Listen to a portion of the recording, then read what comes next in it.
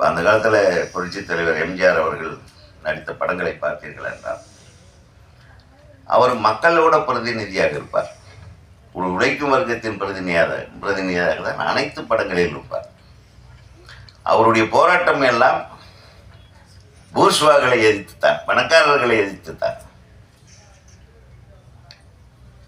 அந்த ஒரு மனுஷன் தன் வாழ்நாள் பூரா நடித்த அனைத்து படங்களிலும்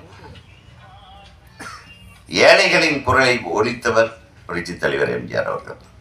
அந்த மாதிரி ஒரு ஹீரோ இன்னைக்கு இருக்க முடியுமா? இன்னைக்கு கையில் சிகரெட்டு, டேபிளில் ஒரு பாட்டிலு, கால் மேலே கால், கையில் ஒரு துப்பாக்கி இல்லாமல் எந்த பெரிய ஹீரோ படமும் ஓட மாட்டேங்குது. அவங்க நினச்சிக்கிறாங்க. இந்த தம்பி இந்த படம் ரொம்ப அழகாக நடிச்சிருக்கார்.